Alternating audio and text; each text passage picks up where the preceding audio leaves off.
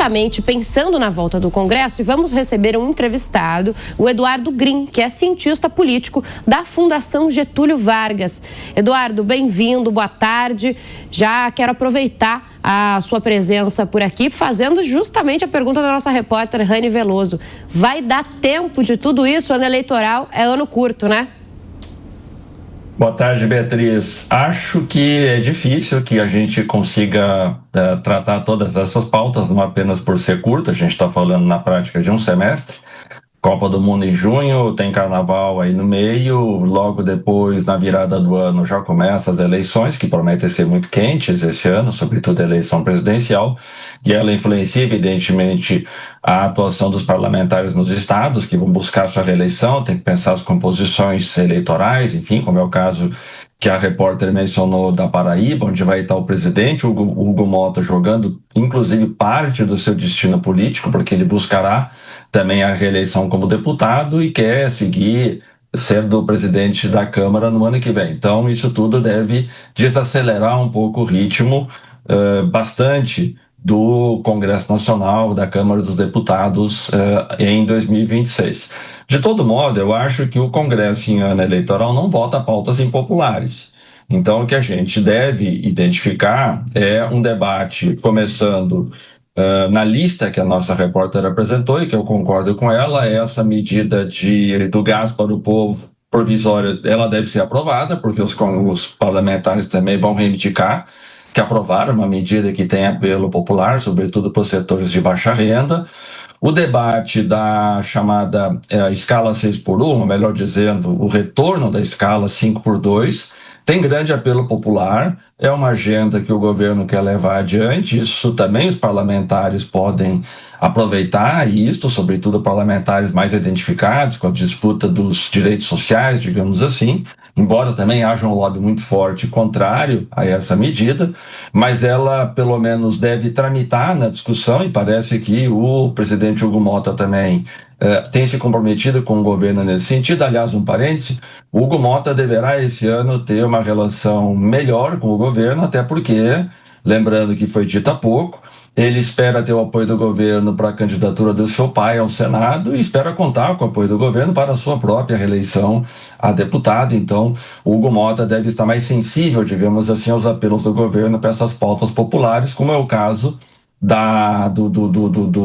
redução da jornada de trabalho, e também o debate sobre os direitos sociais, o PL, que envolve os trabalhadores de aplicativos. Então, acho que essas questões devem caminhar ao longo desse semestre, se não aprovadas, pelo menos parlamentares do governo terão a narrativa de que buscaram fazer algo nesse sentido para ser utilizado como peça de campanha. Acho que, em função do debate eleitoral desse ano também, ter a PEC, o tema da segurança pública como algo muito relevante, é que o debate deverá ser pautado.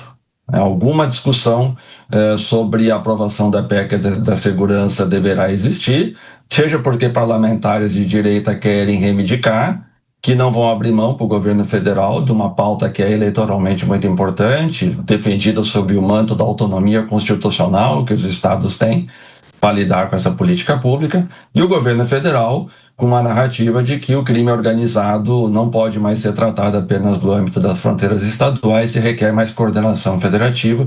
Então, é um debate que ele deverá ser tratado também nesse semestre.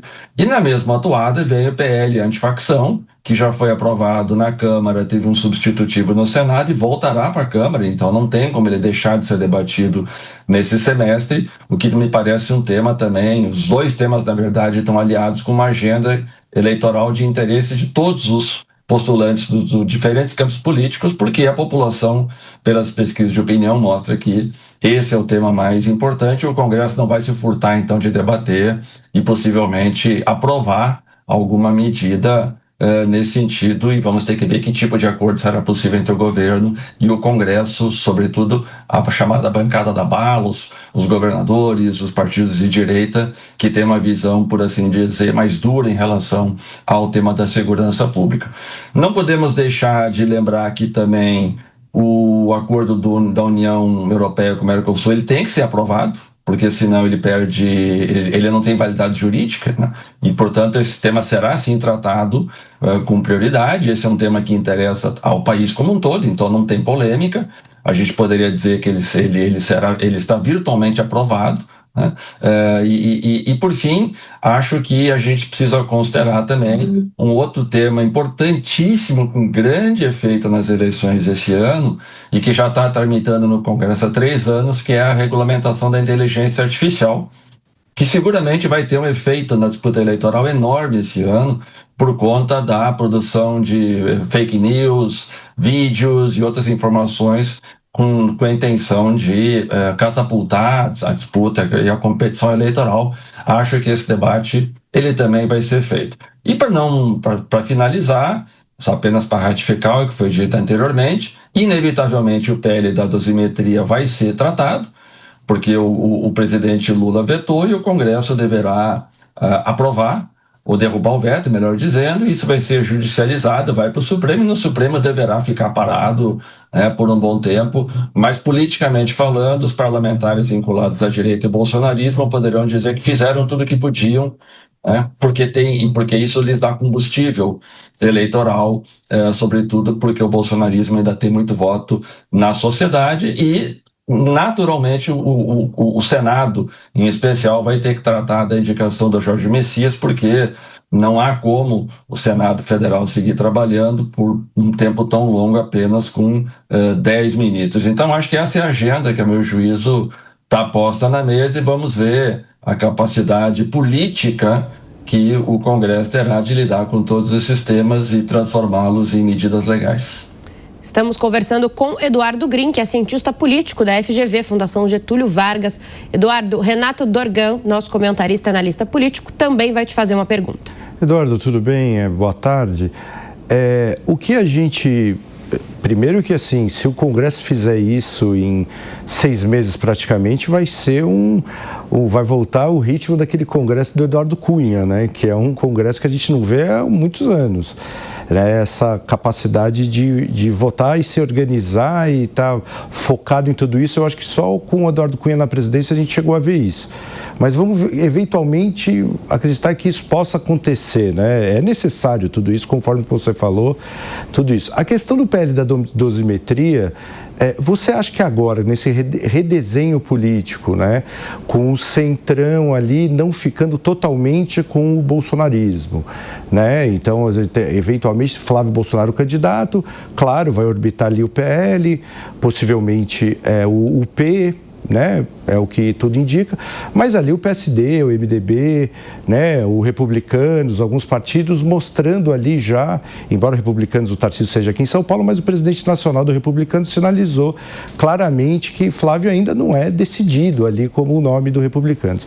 Você acha que o PL da dosimetria não pode encontrar grandes dificuldades de ser votado? Porque aí é melhor para o Centrão, talvez, que passa por ele essa votação, sem dúvida nenhuma, seria melhor passar em branco, talvez, porque concordo total ali, para a direita mais radical isso é importante, sem dúvida, para a esquerda também, até para ratificar o posicionamento, mas você acha que como vai funcionar daqui para frente esses partidos mais de direita, PSD, PSDB, MDB, o próprio Republicanos, partidos que podem orbitar ali em outras candidaturas, inclusive não a de Flávio? Veja, eu acho que tem 2 questões aí. Primeiro, porque há o debate sobre prerrogativas do Legislativo.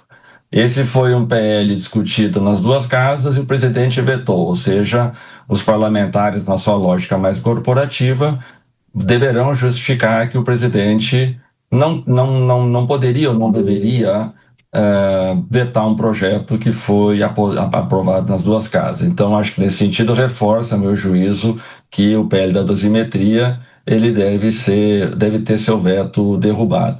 Segundo lugar, que mesmo com os partidos que deverão orbitar em torno de uma candidatura a ser definida pelo Gilberto Kassab, PSD, eventualmente outros partidos do Centrão, franjas do Republicanos, algumas alas estaduais do MDB, ou seja, não está muito claro ainda os palanques estaduais que uma candidatura ou do Ronaldo Caiado ou do Ratinho Júnior venha a ter. esses parlamentares também não querem se indispor com o bolsonarismo. O bolsonarismo hoje tem cativos na sociedade cerca de 20% do eleitorado. E como se imagina que os palanques estaduais, em alguns estados, vão ter que lidar com o bolsonarismo, não é algo tão complexo para esses partidos do Centrão, em nome do discurso da anistia, da pacificação nacional, em nome de fugir da polarização que está colocada entre petistas e bolsonaristas, venham a ratificar o duelo da dosimetria, sabendo que ele vai ser judicializado. Então, acho que a perspectiva de ter o seu veto derrubado, ele não se altera na minha opinião. Nós conversamos com Eduardo Grin, que é cientista político da Fundação Getúlio Vargas, sobre esse retorno agora nessa semana dos trabalhos no Congresso Nacional. Muito obrigada pela participação. Obrigado, Beatriz. Boa tarde. Boa tarde. Até mais.